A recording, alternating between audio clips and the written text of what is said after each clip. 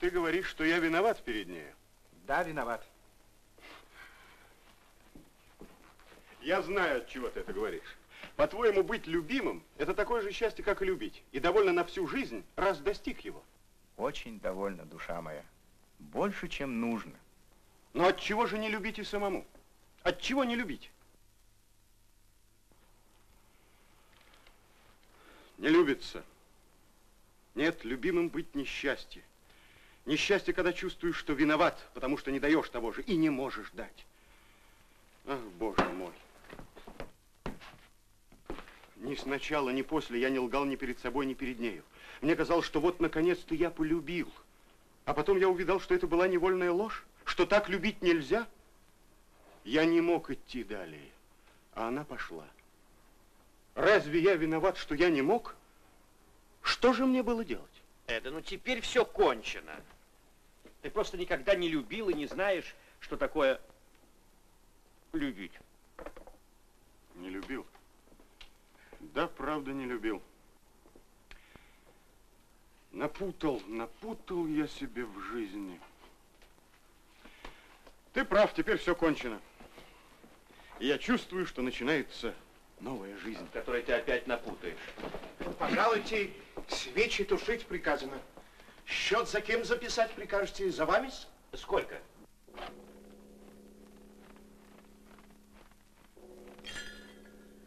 Прощай. Ты отличный малый.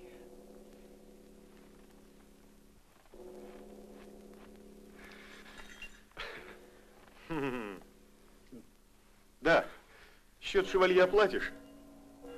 Напиши мне. Ну, хорошо, хорошо.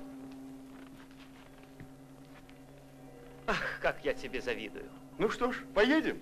Прощай, Митя. Дай тебе Бог. Прощай. Трогай.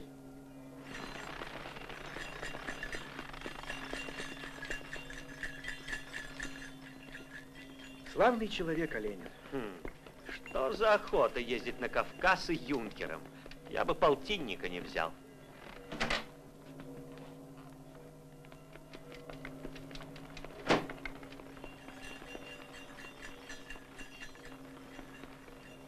А Ленин был юноша, нигде не служивший, промотавший половину своего состояния и не избравший себе никакой карьеры.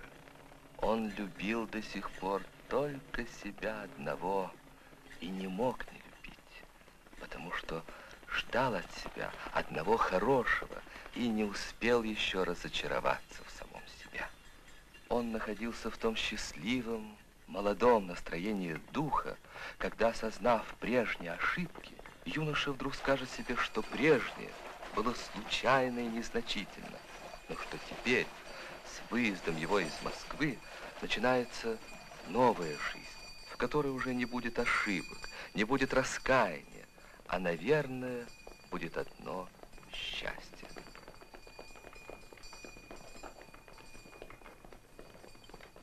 Чем дальше уезжал Ленин от центра России, тем дальше казались от него все его воспоминания.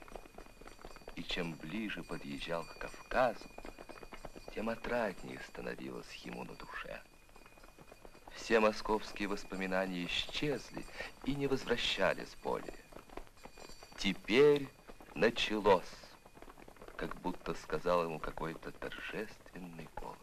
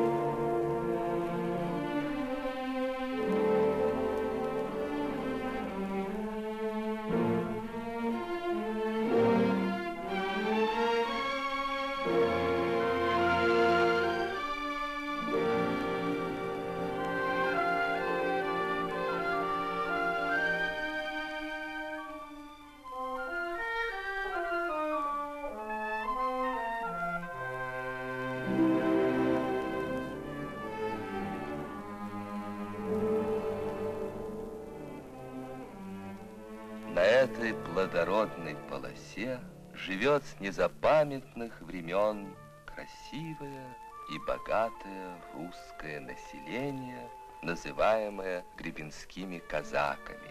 Очень-очень давно предки их бежали из России.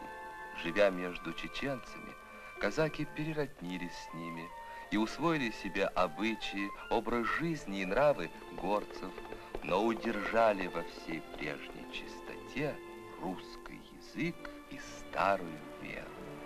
Баб-то в ауле что высыпала. Там что за водой тут, а? Скоро их праздник будет. Лука!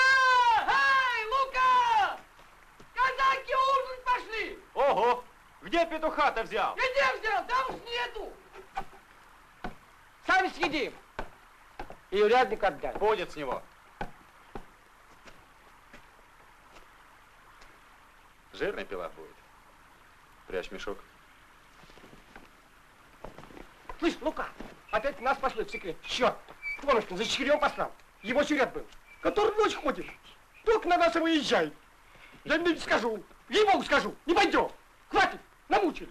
Вот так. А то что это? Нашел о чем толковать.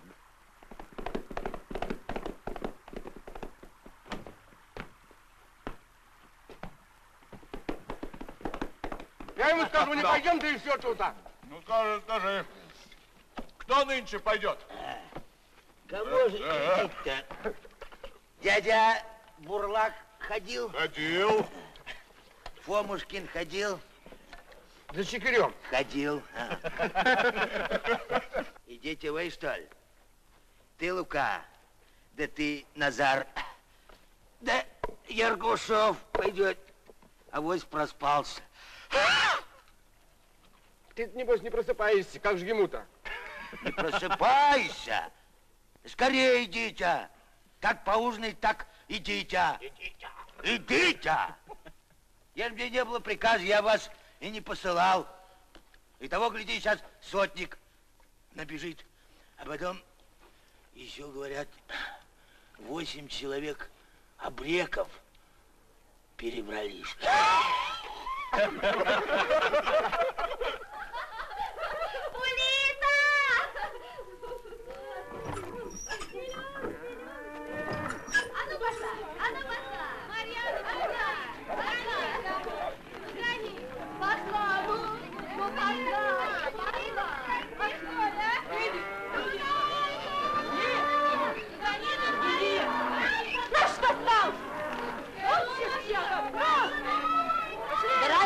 Чертова девка! Ишь, чудачка, ты истоптала! Что, бабука, убрались? Убрались. А легоньку надо? Угу. Лукашка-то на кордоне стоит? Стоит, мать, стоит. Ну и слава богу. Ха, урван он у тебя, одно слово. Сын хороший, молодец. Все одобряют. Только женить бы его. Ну что ж, невест в станице немало.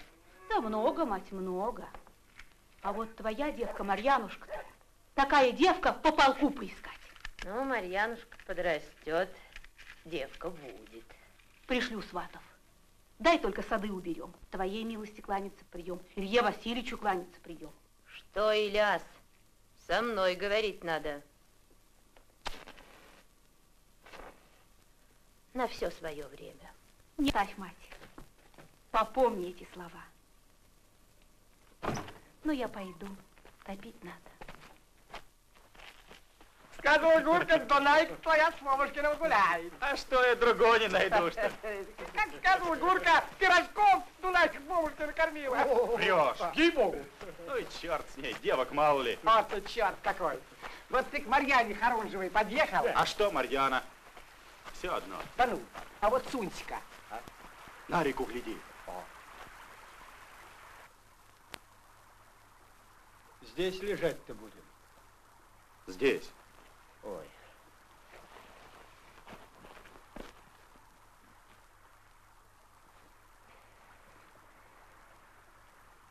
Дунайка, душенька, ну чем я не казать?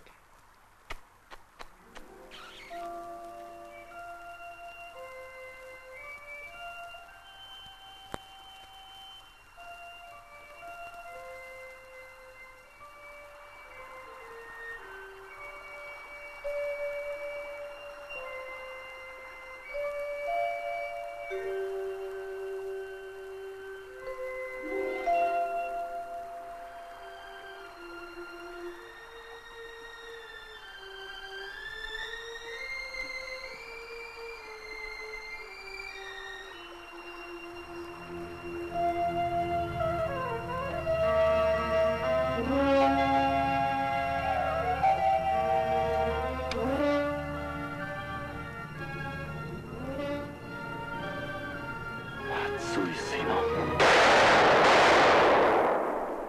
Чего стрелил? Держи его! Кого стрелил? Ну-ка. Тише, черт. Абреки. Чего стрелил? Чего не сказываешь? Абреки тебе говорят. Будем легать-то. Чего будем? Хватит сюда.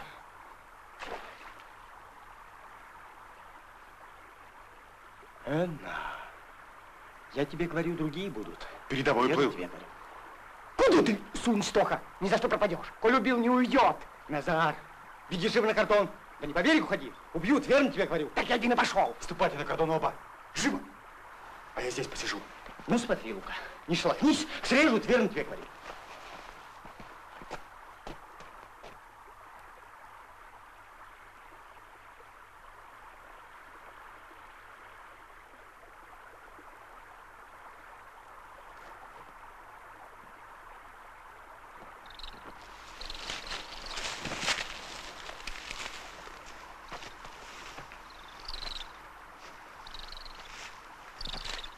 Эй, казак, Ярошку не убей.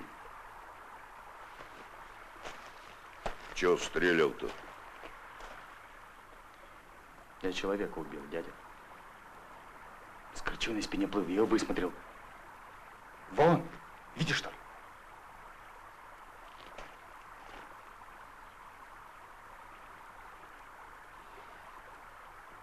Вижу, Джигита убил. Помни, братцы, Руси славу, и пойдем врагов сразить, защитим свою державу в луче свете. Что же это будет, Дмитрий Андреевич? А что, Иван Васильевич? Вот вам смешно. А вы подите-ка поговорите с этим народом. Кто это тебя так обижает? Черт их знает. Хозяина настоящего нету. На какую-то кригу, говорят, пошел. А старуха такая дьявол, что паси тебя, Господи. Как жить-то будем? Еще как заживем-то славно. Я пойду к хозяевам и все улажу.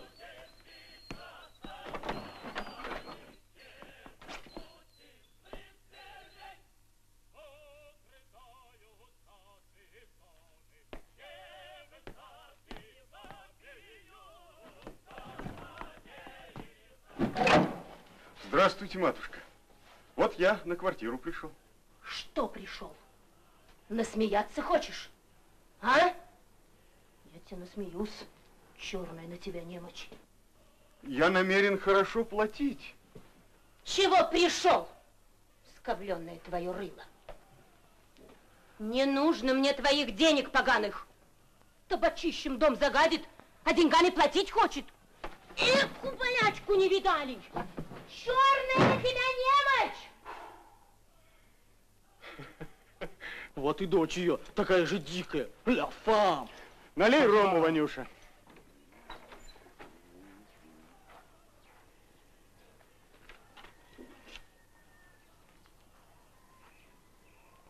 Вы, господин, имеете благородство в своей наружности. Может, выпьешь, казак? И поможешь мне кого разыскать, добрый человек? А то меня и из хаты выгнали. Хорошо, что не ударила. По нашей старущей глупости и в хату пустить нельзя, и нам нельзя пить из мирской посуды. Хотя образование все преодолеет. А ром-то хорош.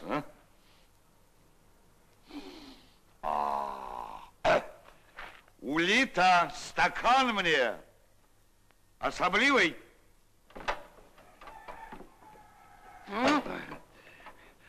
Дары Терека. Улита, мне здесь с человеком поговорить нужно. Кто же мне человек? Она с сегодняшнего числа сердита. Дождь будет. Перемена атмосферы. Во имя Отца и Святого Духа. Специя. Здорово. Мне бы Харунжева. Я сам здешнего дома хозяина нахожусь на линии благородного человека офицерского звания. Харунжия. 6 монет платить будете? Буду. Страхтовались. будешь жить у меня на холодной половине.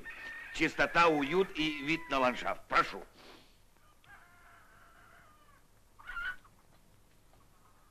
Трэгалан. А Ленину было очень хорошо после трехмесячной бивуачной жизни. На душе у него было светло и ясно. Старая жизнь была стерта, и началась новая жизнь, в которой еще не было ошибок.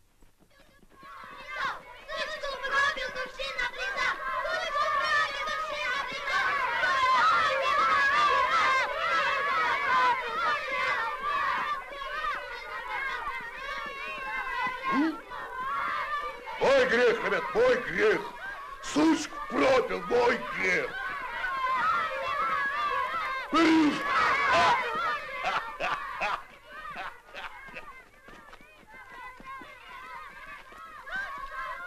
Дедушка! Казак! Подойди-ка сюда. Здравствуй, добрый человек. Здравствуй, добрый человек. Что это те мальчишки кричат? Дразнит меня, старика. Да ничего, я люблю, пускай порадуется над дядей. А ты начальник армейский, что ли? Нет, я юнкер. А пьяница ты. Чехирь пьешь? А чего же, и выпить люблю. Эй, да ты, видишь, молодец, мы с тобой кунаки будем.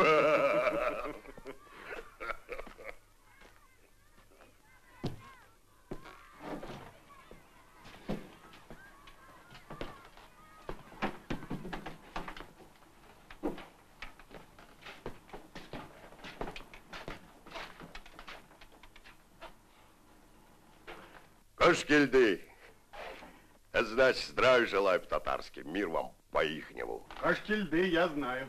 Эй, не знаешь порядков, дурак. Коль тебе кашкильды говорят, ты скажи Аллах рази басун, спасибо. А не кашкильды. Так, отец мой. Аллах рази басун. Я тебя всему научу.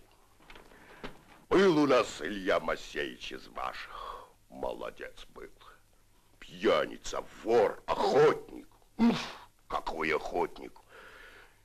Я его всему научил. Держи. Спасибо. Чему же ты меня научишь? На охоту поведу. Рыбу ловить научу. Да чеченцам поведу, их обычаям научу. Про старину расскажу, не совру. А хорошими хвастаю. И не врут. Да всему научу, не того городские. Все ученые, все ничего не знаете. Я устал, я сяду, отец мой. Каргат. Карга, это что значит? Это значит хорошо по-грузински. Не по-нашему лопочешь. Он о чае спрашивает. Ты вели, отец мой, чехарю поднести чай. Иван! И то, Иван. Ванюш, принеси нам чехирю. Да все одно, что Ванюш, что Иван. Чего у вас, солдат, все Иван? Иван! Ты спроси батюшка из начатой бочки. У них первый чехирь в станице. Да больше 30 копеек за восьмух, смотри, не давай, а то она ведьма роду. Наш народ, я так скажу, они вас за людей не считают. Да, по-моему, ты, юнкеря, все, человек, ведь тоже душу в себе имеешь. Тогда скажи, отец мой, чего приехал? Воевать? А зачем воевать? Нам война не надобна. Я человек веселый, я всех люблю. Я Ярошка, так, отец мой. Скажи, пожалуйста, кто эта женщина?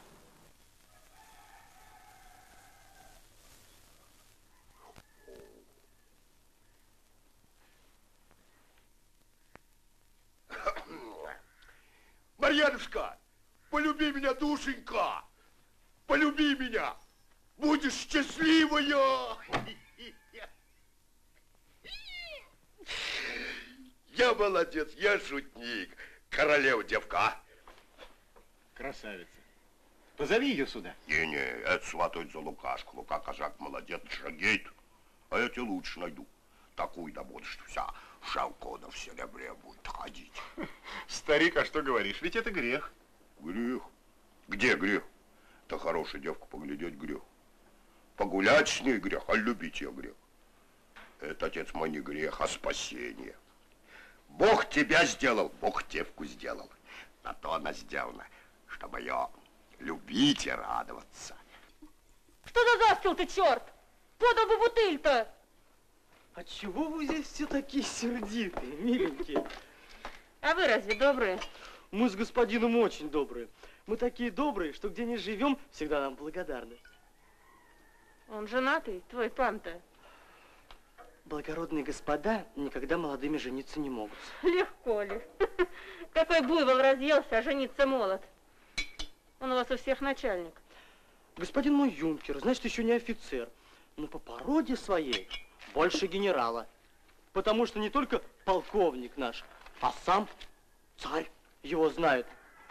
Больше 1000 мужиков, домов сколько, рысаки и сам себе хозяин, без отца. Иди запру. А вот я... Деньги мамулке отдашь, да не забудь. Нынче Ерошка кушей наблизал. А то Ерошка по всему полку гремел. А было иное время. Кого в горы послать Ахмед-хан смирить, если он на дорогах озорует? Или брек какого достать, живого или мертвого? Все, Ерошка. И воин был Ерошка, охотник первый, пьяница, песенник. Приеду, сделаю, что надо. И выносит сам генерал Скозарев. Вот эдакой стакан пунша. Все фальшь. Умру, трава вырастет. Вот такая трава вырастет. La fille, c'est très joli. Ты как умрешь? Трава вырастет? А ты как думал? Пей!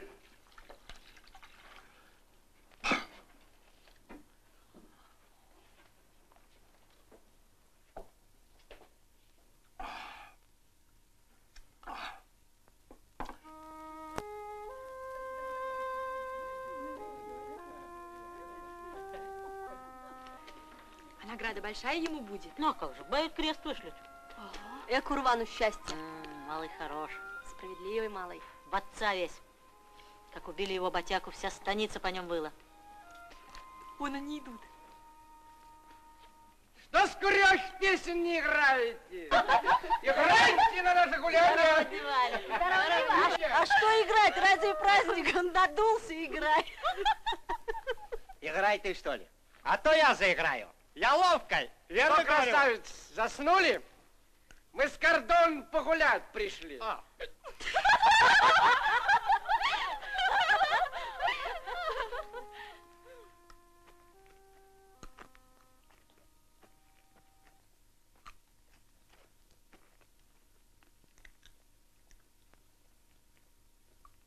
Что ж, надолго пришли?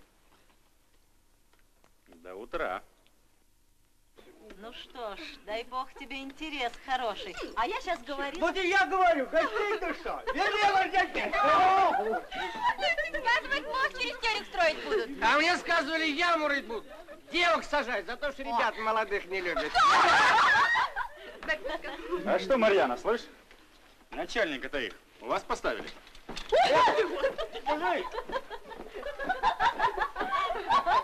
Эти нарядные ребята. А начальник у вас где стоит? В новую хату пустили. А что, он старый или молодой? А я разве спрашивала? Ты у дяди Ерошки спроси. Надолго пришел? До утра. Да, Ксепичек-то. Все не бери. А тебе скучился, ей-богу.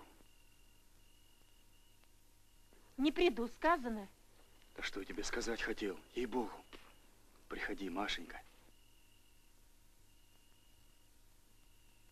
Марьяна! Марьяна, мамука ужинать зовет. Сейчас приду. Ну, видно, и мне домой пора. Делать лучше будет.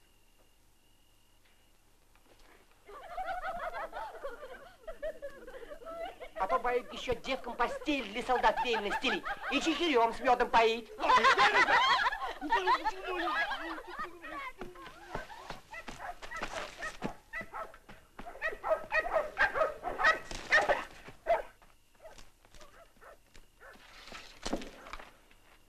черт проклятый, напугал меня. Не пошел же домой. А что я тебе сказать-то хотел? Ей-богу. Какие разговоры нашел по ночам? Ты к своей душеньке поди. Подожди, Марьян! Ну что сказать хотел полуношник? А ты не смейся надо мной, Марьяна. Ну и что у меня душенька есть? Да черт ты возьми, ей-богу. Только слово скажи. Уж так любить буду. Что хочешь, то и сделаю. Люди радуются, а я что, не вижу от тебя радости никакой, Марьянушка. Что все ждать да ждать? Я ли тебя не люблю, матушка? Ты не куражься, Лукашка. Известная я девка, а ты меня слушай. Коли ты меня любишь, я тебе вот что скажу. Руки-то пусти.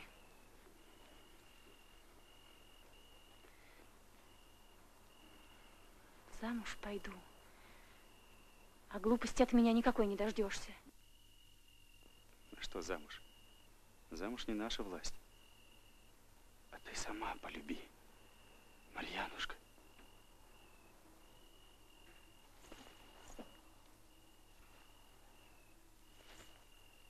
Братец. Марьяна! Подожди, Марьяна! Я что скажу тебе? Иди увидят. Постоялец наш черт. По двору ходит.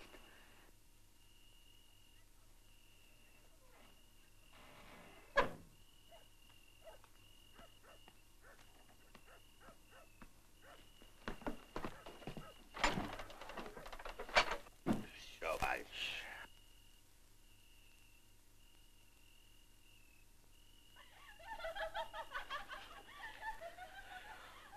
Все, фальшь. Одна только фальшь. У кого первый конь был? У кого шашка гурда? Все ерошка. Кого детки любили? Ерошка.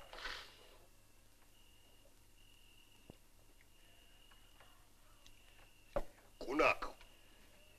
Кунак!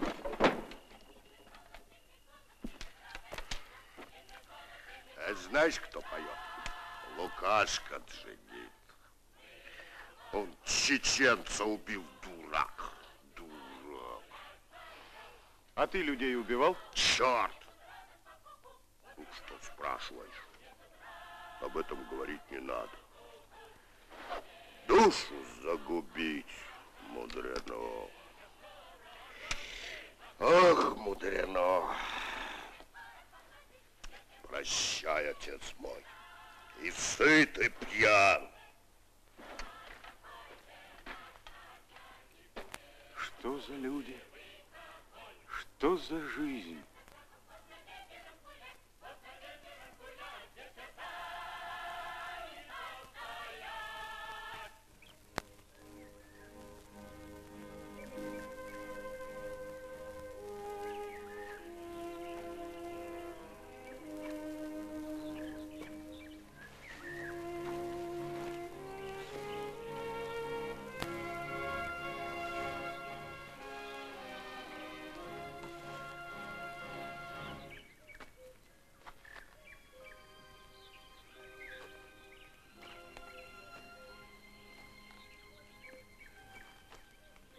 Тихо, солдат.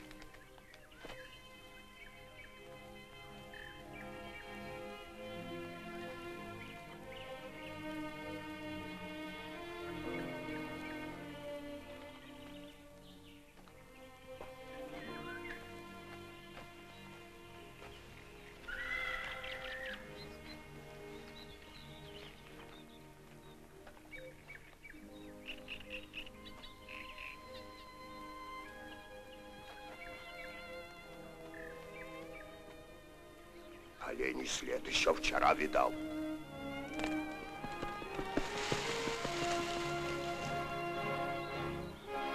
Рога! Тут стоял. Их, дорожки оботтива. Дурак! Дурак! Свинья!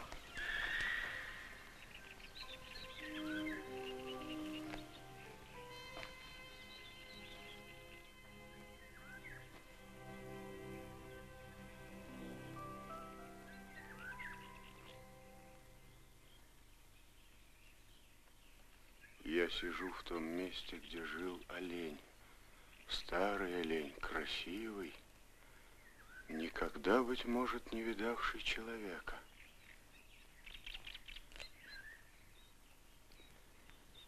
Сижу, а вокруг меня копошатся фазаны. Шакалы пробираются стороной. Жужжат надо мной комары. 1, 2, 3, тысячи, миллионы комаров. И каждый из них отдельная жизнь, как я, Дмитрий Оленин. Сюда, ребята. Вот кого можно есть. Нисколько я не русский дворянин, не юнкер. Такой же комар или олень, как все кругом. Так же, как они, как дядя Ерошка, поживу, умру. Трава вырастет. Трава вырастет.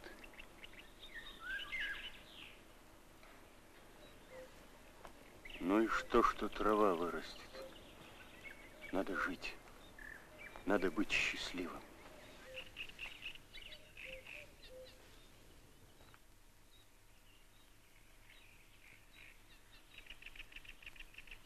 Счастье – вот что.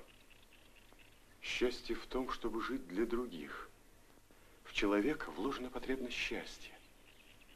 Стало быть, оно законно. Дядя Ерошка! Дядя Ерошка! Дядя Ерошка!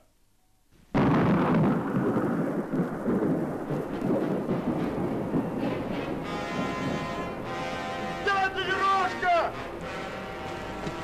Дядя Ерошка!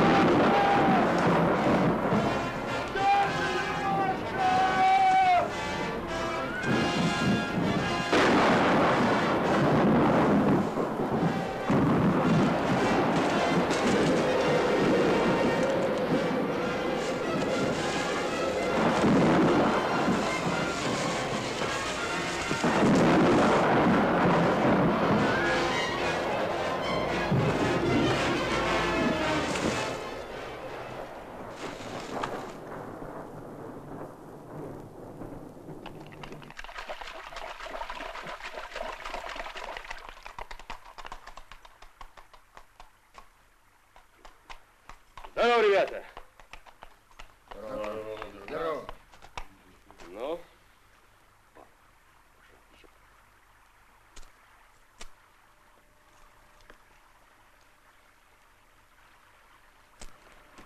Гаврилов Лука, кто из вас будет?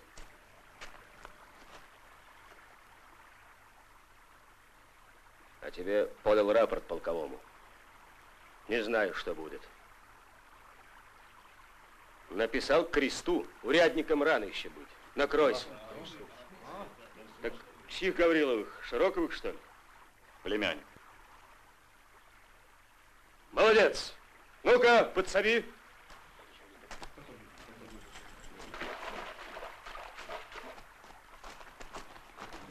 Осторожно.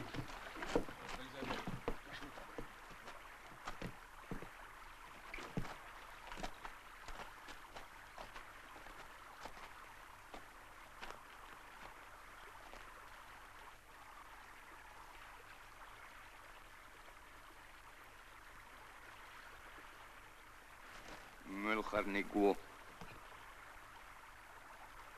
Что он сказал?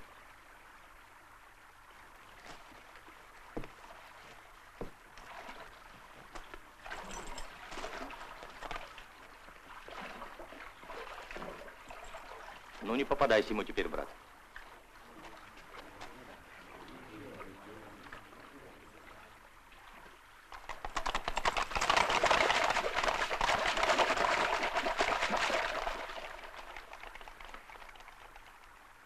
Что это вы курите? Разве хорошо? Да так уж. Привык. Как вы сюда попали? В лесу заплутался. Я вас провожу, если хотите. А разве далеко? Недалеко, вот не дойдешь.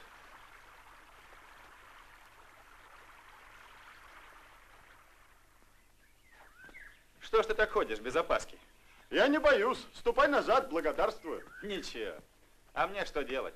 Тогда ты ко мне зайди. Поговорим, выпьем, а утром ступай. Разве я место не найду, где ночку переночевать? Я слышал, ты вчера песни пел. И еще тебя видел. Все люди. Что ты женишься? Правда? Матушка женить хочет. Да коня еще нет. Ты не строевой? Где же, только собрался. Коня еще нет, раздобыться негде. Оттого и не женят. А сколько конь стоит? Торговали на меди одного за рекой, так 60 монет не берут. И конь на гайской. Я тебе коня подарю.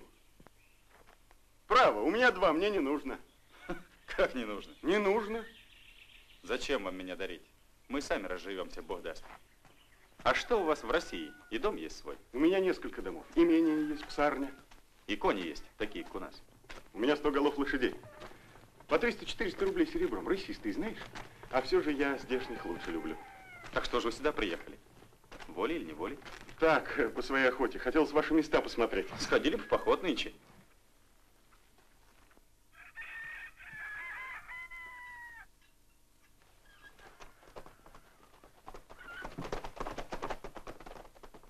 Тебе не страшно, что ты человека убил?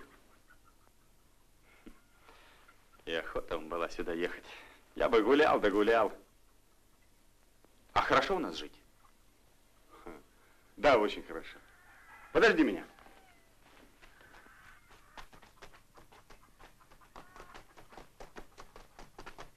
Бери. За что мне дарить? Я еще вам не услужил ничем. Возьми, и ты мне подаришь что? В поход вместе пойдем. Ну? Да что это? Разве такой конь малого стоит? Ну, возьми же, возьми. Если не возьмешь, ты меня обидишь. Пурко! Ванюшка, прощайся с серым. Да я хоть уйду-то сниму. Ванюшка, не мешай. Лержан или пап? Деньги из деревни пришлют. Лука, бери с седлом. Ванюша, принеси нам чехирю. Ну, благодарствуй. Вот не думано, не гадано. Иван Васильевич. Она хорошая лошадь. Я ее в Грозный купил, и скачет лихо. Спасите Бог, Дмитрий Андреевич. Кунаки будем. За реку ли, в горы, на охоту, куда хочешь. Твой мирит буду. Все, благодарствую.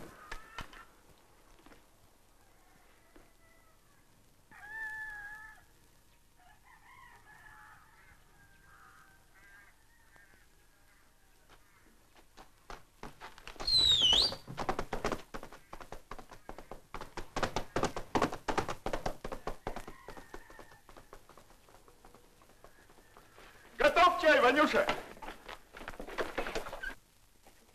Я здесь такой, как все. Как фазан или олень, как дядя Ерошка. Поживу, умру, и трава вырастет. Трава вырастет. Трава не вырастет, Дмитрий Андреевич. Вузет шевалье. У нас в имении склеп каменный. Надо стараться жертвовать собой. Отыскивать, кому бы сделать добро. Кого любить. Раскидывать паутину любви и ловить в нее всех. Порвется, Дмитрий Андреевич. Порвется паутинка-то.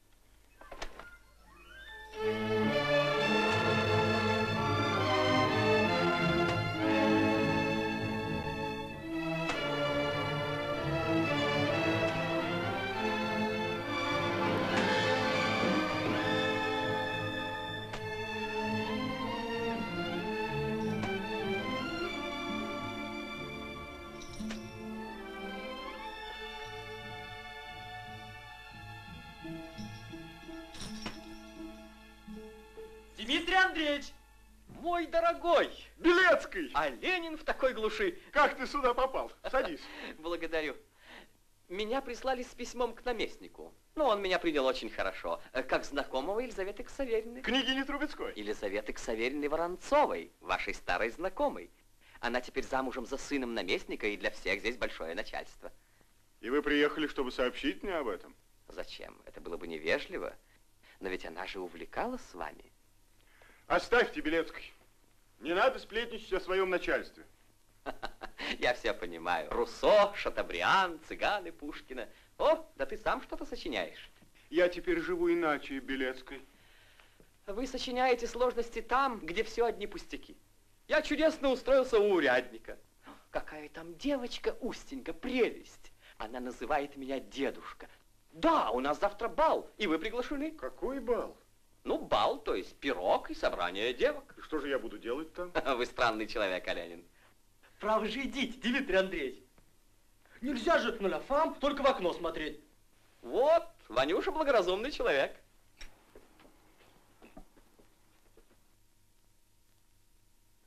Просим покорно моего ангела помолить. Благодарим. Благодарим.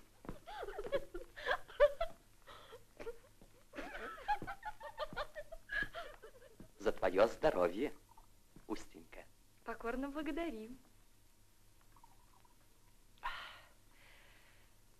А что же гости? Прошу к столу. Девки не пьют. С медом бы можно. Меду. Олень. И пряники. Ассееву, сильвупле, мадемуазель. Марьянушка, прошу. Прошу за стол. Девушки, проходите.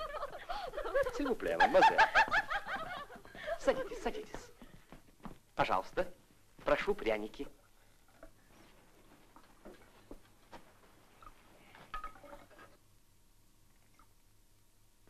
Господа, сейчас именинница Устенька должна подносить чехирь с поцелуями. Я согласна. Но с уговором, чтобы мне на тарелку клали деньги, как на свадьбе. Ваша Марьяна отличная девочка, совершенная красавица. Выпей, дедушка.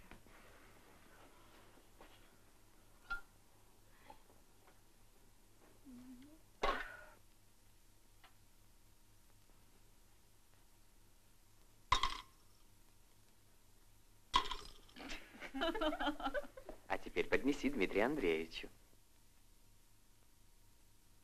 Пожалуйста, Дмитрий Андреевич.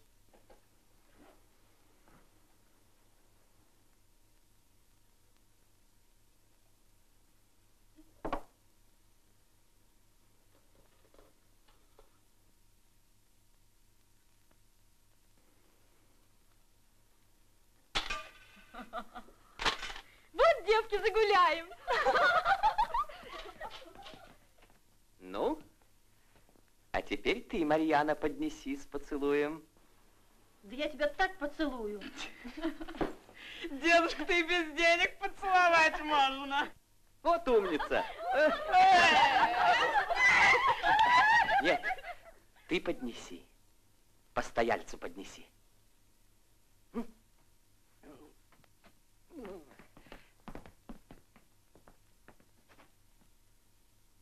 Какова красавица.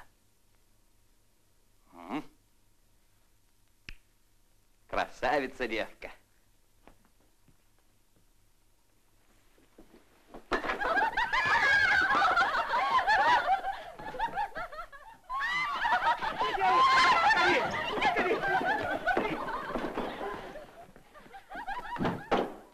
За что ты позволила поцеловать Белецкому, а мне нет? А так, не хочу и все. Ань, дедушка. Что заперлись, черти? Ну что ж, пускай они там, а мы здесь.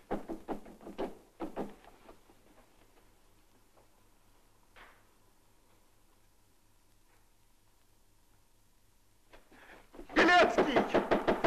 Белецкий, откройте! Что за глупые шутки? Ай, боишься меня. Да ведь ты такая же сердитая, как и мать. А ты бы больше с Ерошкой сидел. Так тебя бы девки за это и любить бы стали. А если б я к вам ходил? Другое бы было.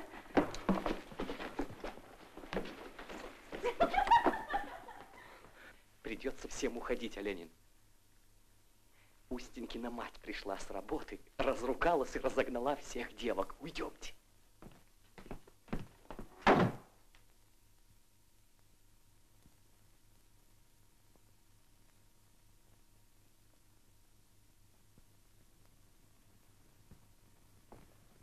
А Ленин так вжился в станичную жизнь, что прошедшее казалось ему чем-то совершенно чуждым, а будущее, особенно вне того мира, в котором он жил, вовсе не занимало его.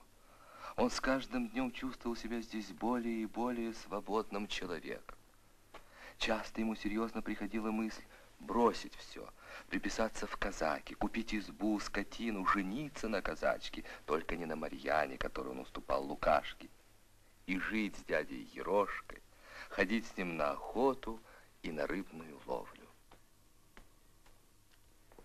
Что ж я не делаю этого? Чего же я жду?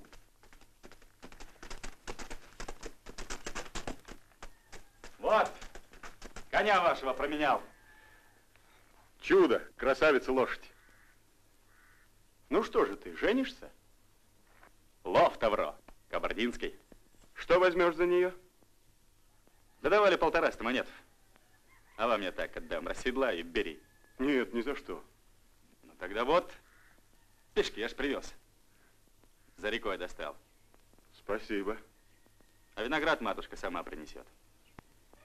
А когда же свадьба? Да вот скоро приеду, сговор будет. Да опять на службу. Как же так, невесту не увидишь? На че на нее глядеть-то? А вы как в походе будете, спросите у нас в сотне Лукашка Широкого. А кабанов там что? Я сам 2 убил. Я вас свожу. Ну, прощай. Спасибо тебе за все.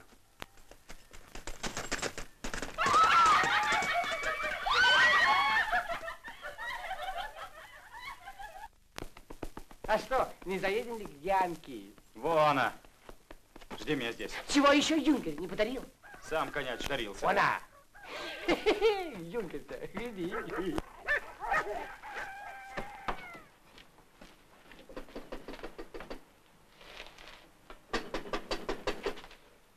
Это я. Открой. Чего надо? Марьянушка, с кем ты?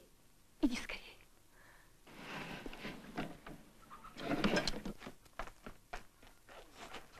Лукашка заходил, Батяку спрашивал.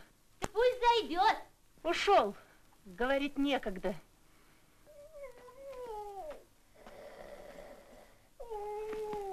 Назар!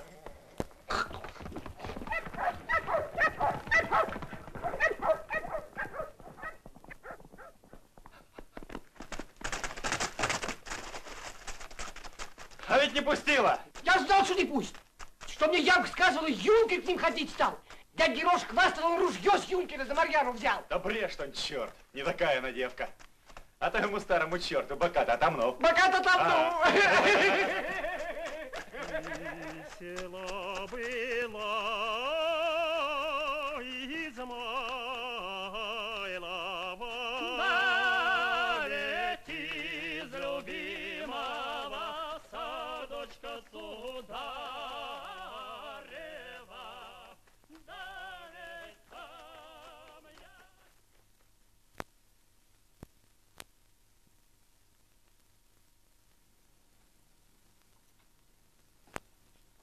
Много я передумал. И много изменился в это последнее время. Сильнее чувствовал свою слабость, свою изломанность. Он не мог забыть себя и своего негармонического уродливого прошедшего. Каждый день перед были далекие снежные горы, и эта величавая и счастливая женщина. И он думал, не для меня это единственно возможное на свете счастье, не для меня эта женщина. Пиши, пиши, отец мой.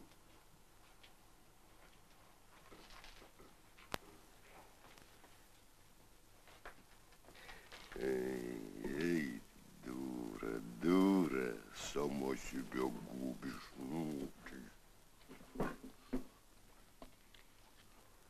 Козяв на сговоре был. Балалайку достал. Я мастер играть. Казацкую, татарскую, чеченскую, господскую, солдатскую, какую хочешь. Да брось, отец. Брось. Но обидели тебя, брось их, плюнь. Ну что? Пишешь, пишешь. Ну что толку-то? Что кляуз писать? У вас все фальшь, одна только фальшь. Гуляй лучше, будь молодец.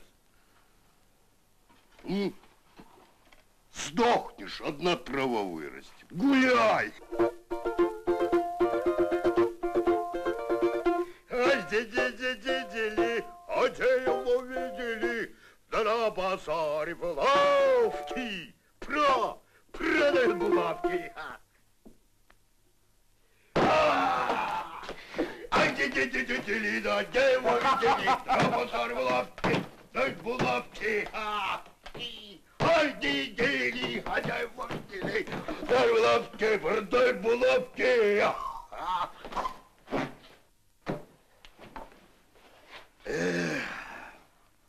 Друг ты мой, прошло ты мое времечко, не воротишься.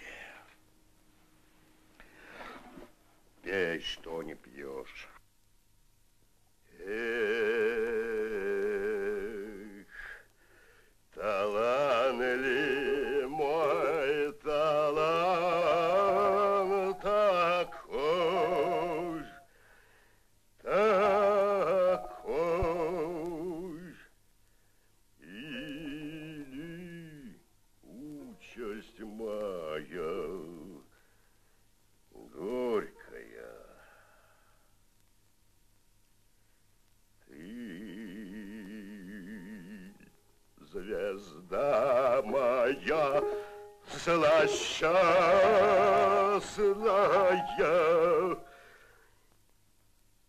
на роду ли мне написано?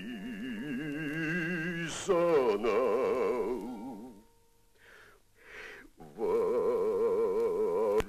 мне горе, горе мыкати.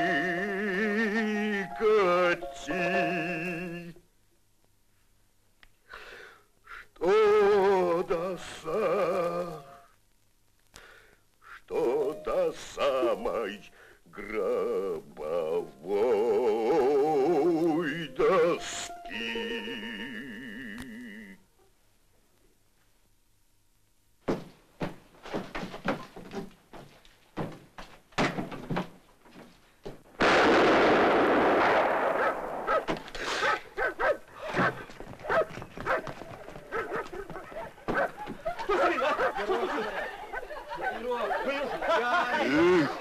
Народ!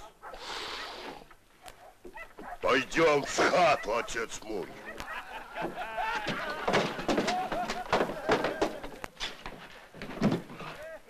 Что, Лукашка, весел? Не зайдет он ко мне? Что, Лукашка? Ему наврали, будто я тебе девку подвожу. А что девка? Будет наша, если захотим. Дай денег побольше, и наша. Нет, дядя, деньги ничего не сделают, если не любит. Нелюбимая мы с тобой, сироты.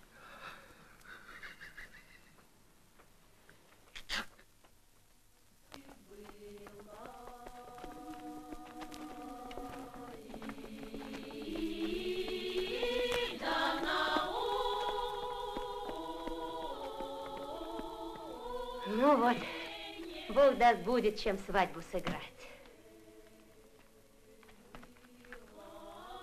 А видала, Лукашка-то нового коня выменял.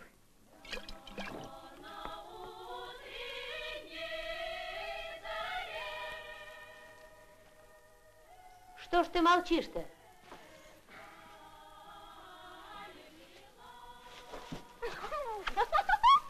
Миленький братик. Ты еще у дедушки научилась. Ну, брось. Давай спать. А что я тебе скажу? Ну, что скажешь? Про твоего постояльца я что знаю? Нечего знать. Ах ты плут, девка. Ничего не расскажешь. А ведь ходит к вам? Ходит. Ну так что ж. Ну, покраснела. А я вот не скрываю. Люблю его, да и все. Дедушка-то что? Ну да. А грех? Ах, Марьяна, когда же и гулять, как не на девичьей воле. Ты пойди замуж за Лукашку. Тогда и в мысль радость не пойдет, дети пойдут до работы. Что ж, другим и замужем жить хорошо. Ты расскажи хоть раз, что у вас с Лукашкой-то было? Да что было? Сватал. Сговорили, осенью отдадут. Да что он тебе говорил? Известно, что говорил. Говорил, что любит. Все просил в сады с ним пойти. Видишь, смола какой. Ты ведь не пошла чай? Ну, а еще что он тебе говорил? Все тебе знать надо. Раз на коне ночью подъехал, прямо к окну, пьяный, просился. Не пустила? А то пустить. Его любая девка пустит. Ну, пусть к другим и ходит. Эх, как бы я на твоем месте была. Я бы его так окрутила. Из русских богач первый. Его денщик сказывал, что у них свои холопи есть.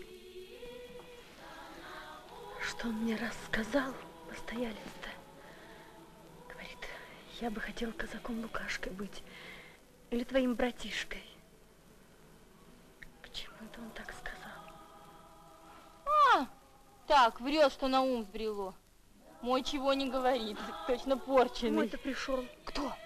Постоялец. С утра ходил, ни одного не нашел. Легко ли в рабочую пору ходить, зайцев искать? Вы бы лучше к нам приходили, подсобить. С девками бы поработали. Девки, вставать!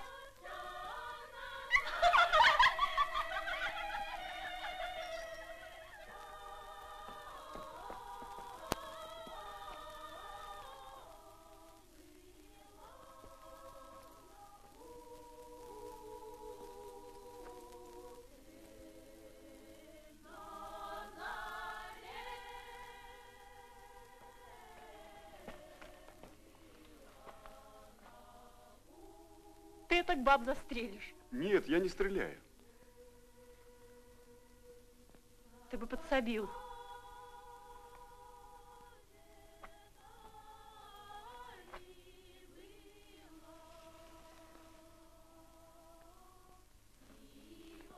Эту можно резать? Она не зелена? Давай сюда. Что ты скоро замуж выйдешь?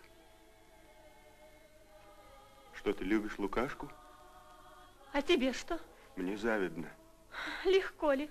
Право, ты такая красавица. Какая не есть, да не про тебя. Что смеяться-то? Как смеяться? Ежели бы ты знала, как я не знаю, что готов для тебя сделать. Отстань с мама. Ау! Дмитрий Андреевич! Приходи мне подсоблять, я одна.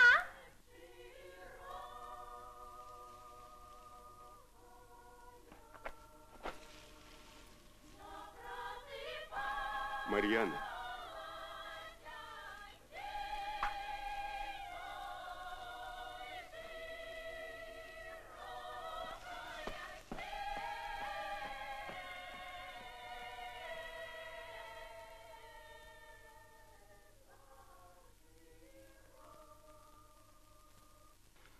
Ту женщину настоящей любовью. В первый и единственный раз в моей жизни.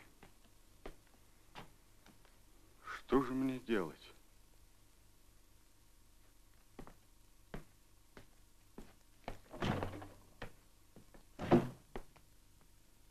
Я воображал ее то своей любовницей, то своей женой, и с отвращением отталкивал и ту, и другую мысль. Сделать ее девкой было бы ужасно.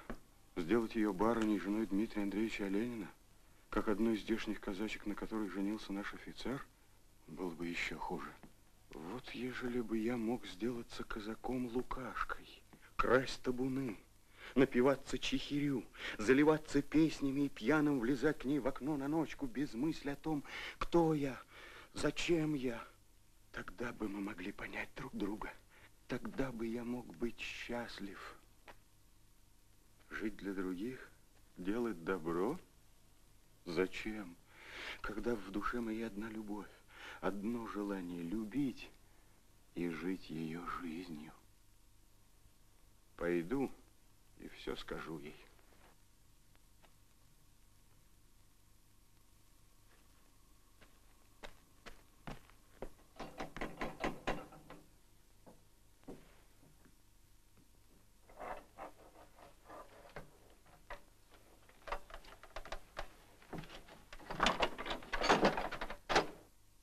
Славно. Я видал. Славно. Вот я в станичные пойду и отцу скажу. Видишь, какая хорунжиха. Ей одного мало. Чего ты от меня хочешь? Что тебе надо? Ничего не надо. Видишь, какой ловкий юнкер-то. Поди сюда. Сюда. Ведь ничего не было. Она меня не пустила. Она честная. Я виноват. Потому и даю. Чтобы никто не знал. Счастливо оставаться.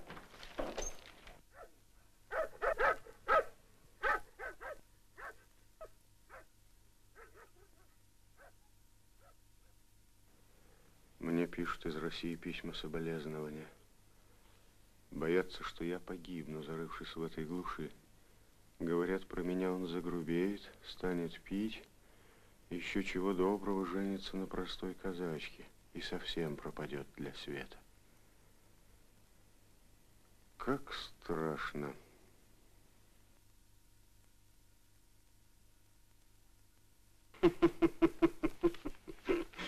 Как мне мерзкие и жалки вы в вашем обольщении.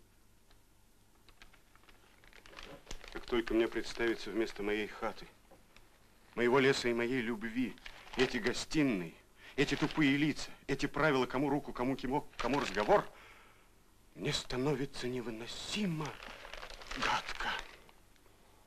Надо видеть и понять, что такое правда и красота. Тогда станет ясно, кто себя губит. Кто живет в правде или во лжи? Вы или я? Вы или я? А Ленин, одевайтесь, сухарей на 4 дня, Ванюша. В чем дело? Что случилось? В поход. Коня барину седлать. Как вы мне все жалкие и гадкие, Белецкий. Вы не знаете, что такое счастье, что такое жизнь. Вам лучше быть подальше от станицы, Оленин. Я живу теперь не сам по себе. Теперь есть что-то сильнее меня, руководящее мною. Я не понимаю, что вы говорите, Оленин. Что с вами? Я знаю, что со мной. Я не боюсь унизиться своим чувством. Я не стыжусь своей любви. Я горд ею. Ну и гордитесь. Кто вам мешает?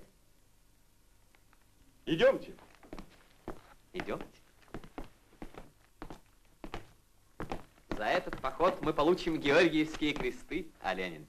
О чем вы говорите, Белецкий? А кому же давать, как не своим? У нас же есть знакомые. Носки, ром в сумке.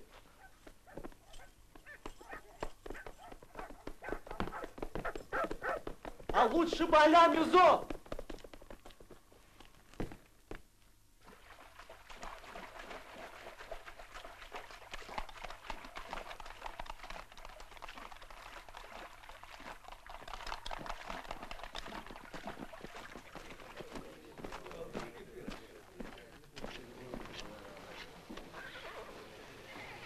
Эх, ма, трубку забыл.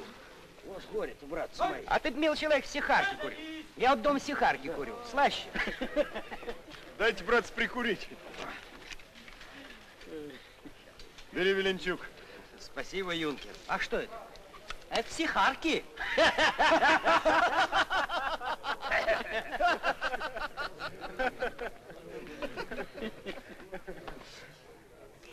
Сихарками угощает.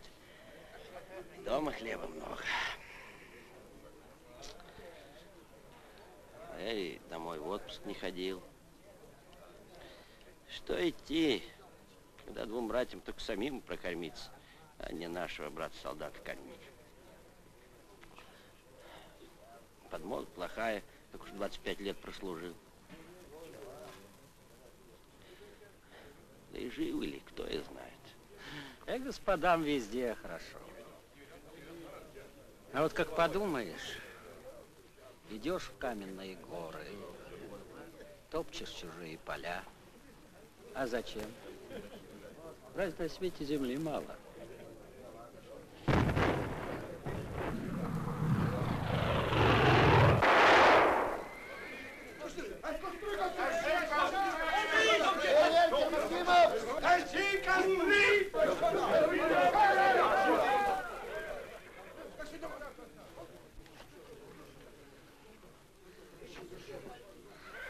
Смерть моя. О, братцы мои.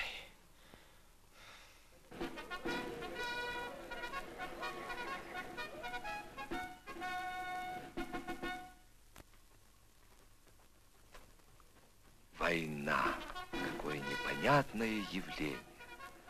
Когда рассудок задает себе вопрос, справедливо ли, необходимо ли оно, внутренний голос всегда отвечает «нет».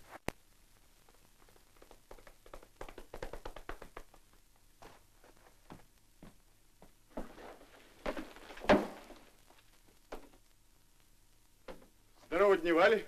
Дневали, дневали. Марьянушка, поднеси-ка Дмитричу каймак да вина хорошего. Откушай нашего хлеба с солью. Спасибо, матушка. Да что Бога гневит, батюшка, все у нас есть. Посиди с нами, Марьянушка. Не, я простоголовая. Скоро с тобой на свадьбе гулять будем.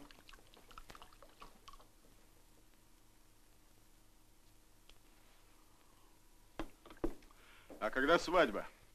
Да надо бы на той неделе сыграть. Мы готовы. Я все для Марьянушки и собрала, и припасла. Да вот Лукашка-то наш что-то уж очень загулял, шалит.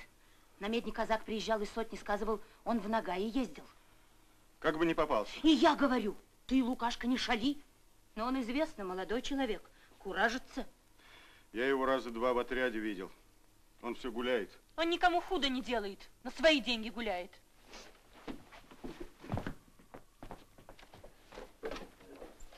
О! Вот он, юнкер-то! Я говорил, что он тут! Живой! Живой! Бабука! Давай чухиря! Не будет вам чехиря! Уходите отсюда! Эх, народ!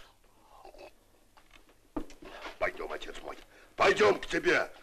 Они сами по себе, мы сами по себе гуляем. До праздника нахлестались. Черная на вас немочь. Я сейчас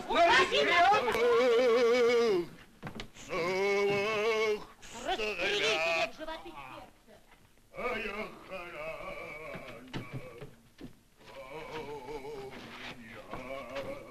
Анюшка, дай им вина.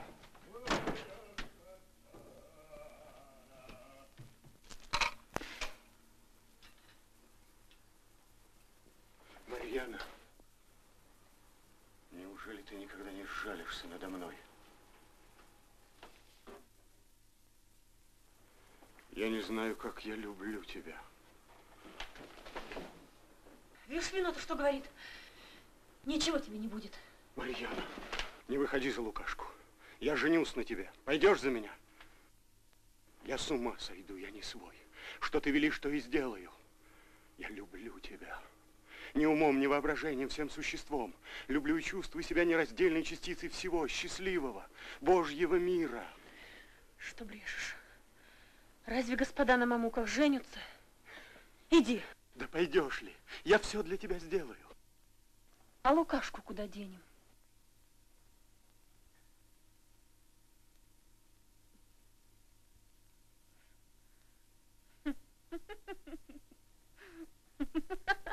Марьяна.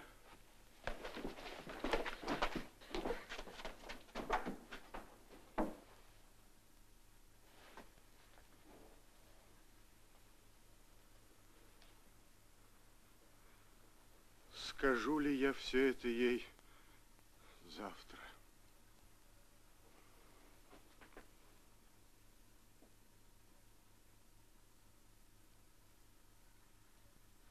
Скажу. Скажу. Скажу!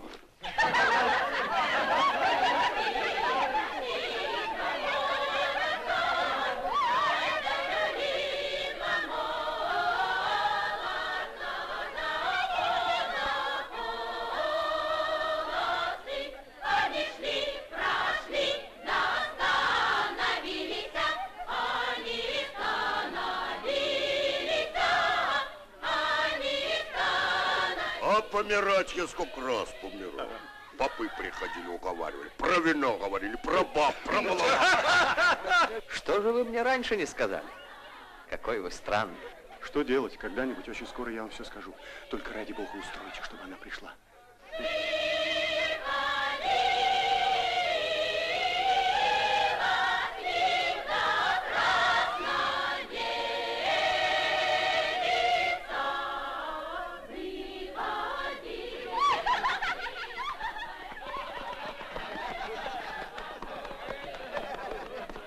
Много ли нагайских коней угнал? А я не считал, дядя Ерошка. Здорово, дневали, девки! Здорово, батя, здорово, Состарились без меня, ведьмы! здорово, Лукашка! Здорово, батенька! Много денег приехал! Надолго приехал! С Назаркой на ночку погулять прилетели. Давно не бывал. Становись в стреме. В горы увезу, мамочка. Поцелую уж так поцелую, что ну? Мы тебя совсем ноги отдавишь.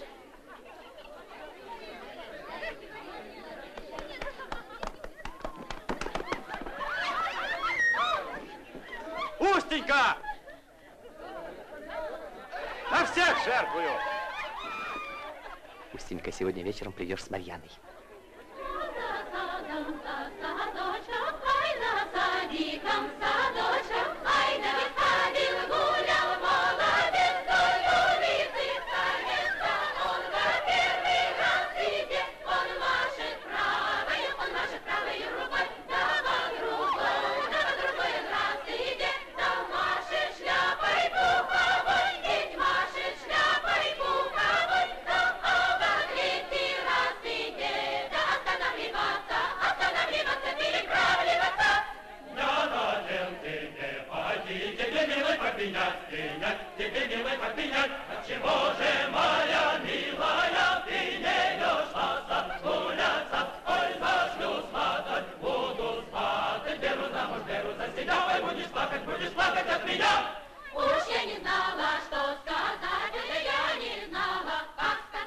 Придешь?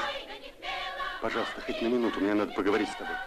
Девки придут, и я приду. Скажешь, что я просил? Чего сказать? Что я вчера спрашивал. Пойдешь за меня? Скажу. Нынче скажу.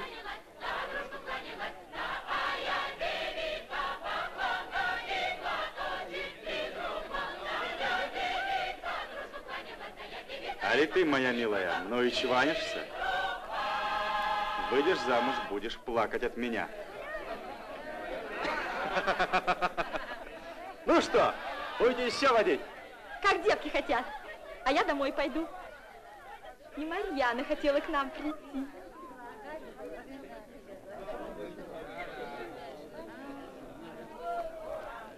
Ходи, Машенька.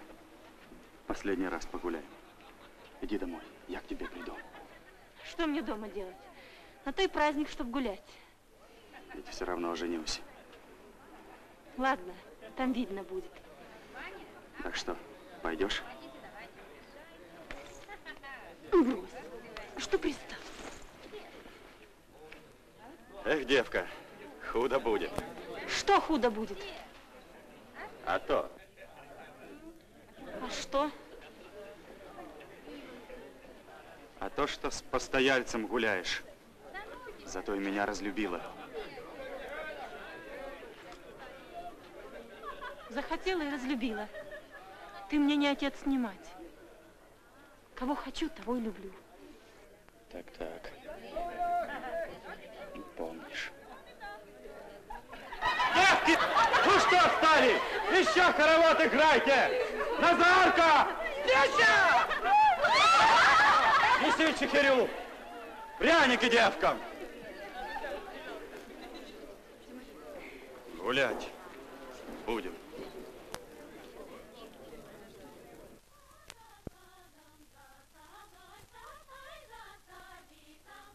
Пойдешь за меня?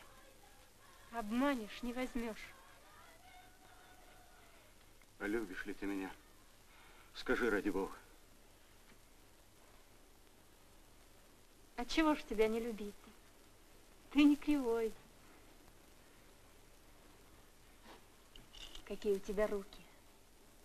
Белые-белые. Мягкие, как каймак. Я не шучу. Скажи, пойдешь ли? А чего ж не пойти, коли батюшка отдаст? Помни, я с ума сойду, ежели ты меня обманешь. Завтра я скажу твоей матери и отцу. Свататься приду. Что ты? Так, смешно.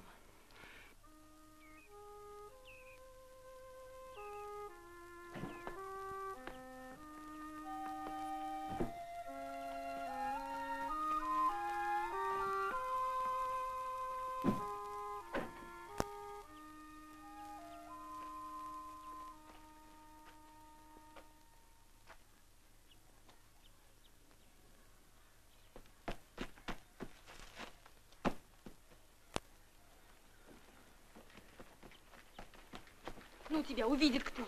Ничего. Прощай, Марьяна. Я завтра к твоему отцу приду. Сам скажу. Ты не говори. Что мне говорить?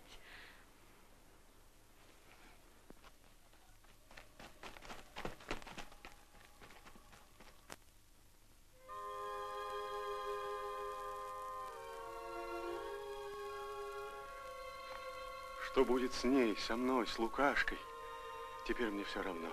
Я любовался ею, как красотою горы неба. Она прекрасна, как и они. Для такой любви нет слов. Нужна жизнь, целая жизнь. Завтра все объяснится. Завтра скажу все ее отцу, Белецкому, всей станице. Верхнюю посту выезжайте! Верхнюю посту выезжайте!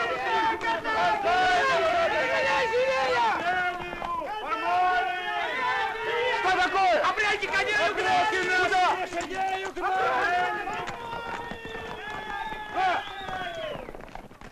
Анюшка! Анюшка, седлай коня!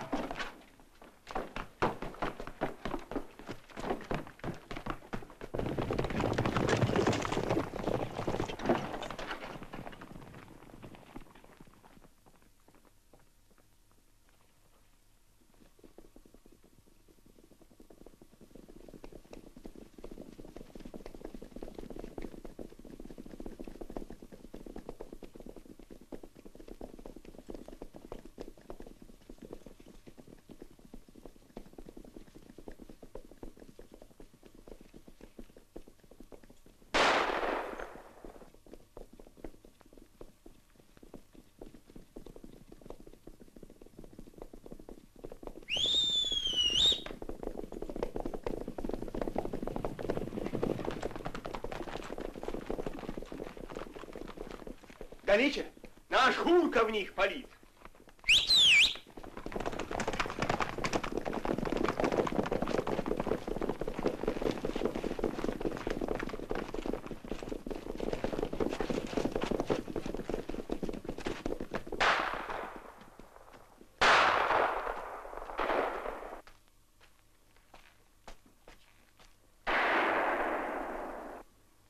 Еще застрелят тебя, Андреич. Ступай-ка лучше прочь. Тебе тут не дело.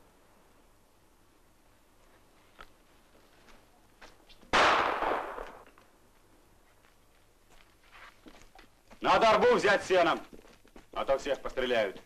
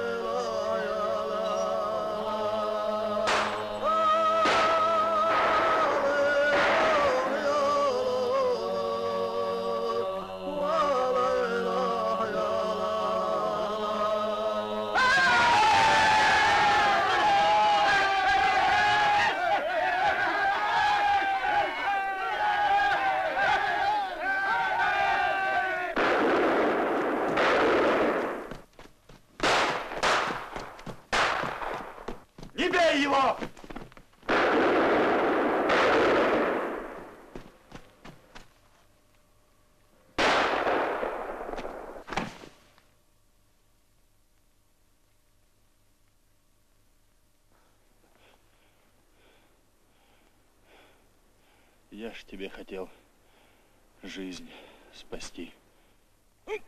Назар!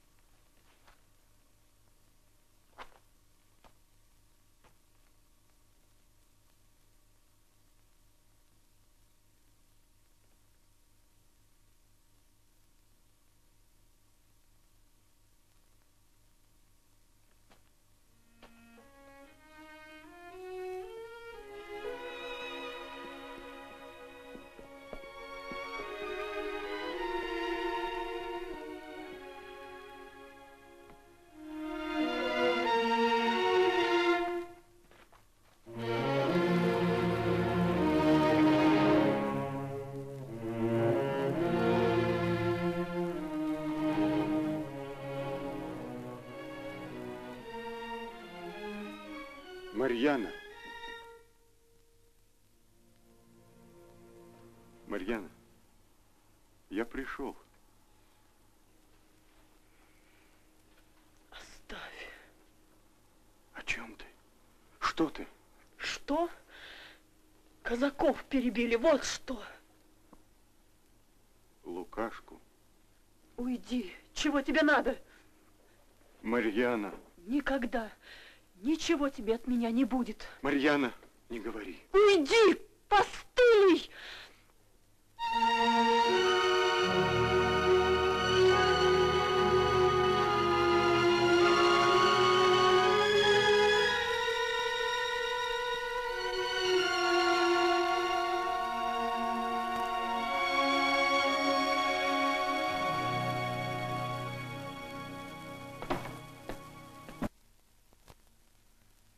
А Ленин уже не говорил себе, что все, что он думал и делал, было не то.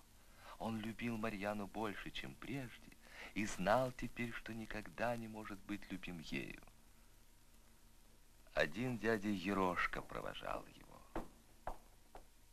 Они выпили, еще выпили и еще выпили.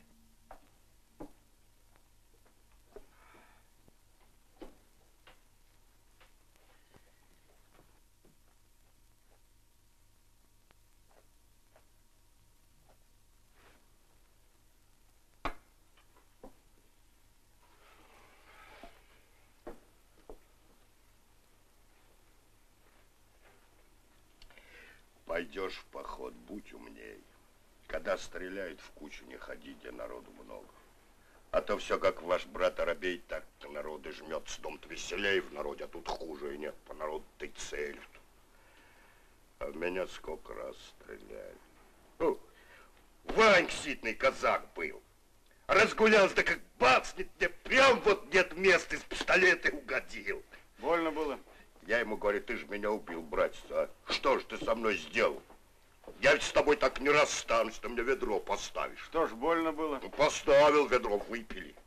А кровь так льет. Тогда дедук Бурлак говорит, сдохнет ведь малый-то. Ставь еще что в сладкой. Ну что, поставили. Дули. Да что ж, больно было тебе? Да что, больно, не перебивай, ну не люблю. Дули, до утра гуляли. Вот так вот.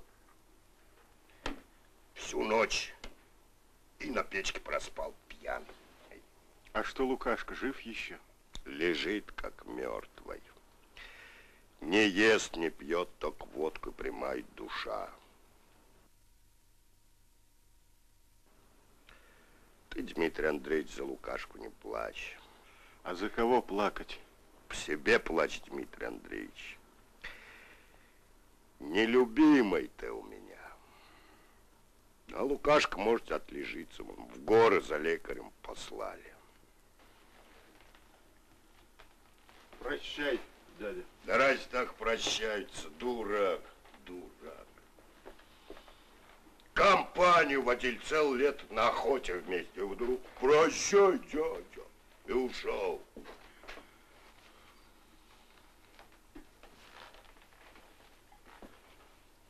Я, дядя Ерошка, не приехать не умею, по-вашему. Не уехать. ведь я тебя люблю. Я тебя так жалею. Какой ты горькой. Все один да один. Другой раз не сплю, как тебя жалею. Ведь как в песне поется. Мудрено, родимый братец, на чужой сторонке жить. Вот так ты. Ну, прощай. Мурлота! Мурлота, давай сюда. Я тебя люблю. Прощай. Прощай, нелюбимая.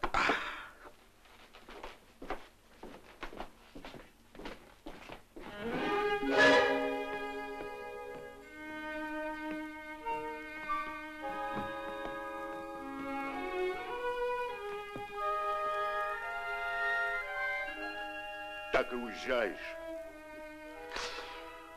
Хоть подари что на память, отец мой. Флинт подари, ну куда тебе две? Сколько этому старику не передавали, все ему мало. Попрошай ты, старый. Молчи, свинья. Вовсе не обстоятельный народ. Да чё скуп, а?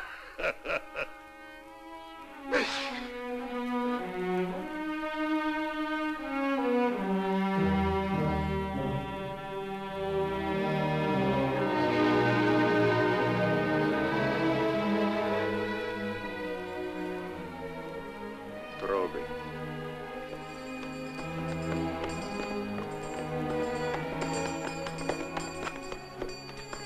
Прощай, отец мой, прощай! Буду помнить тебя!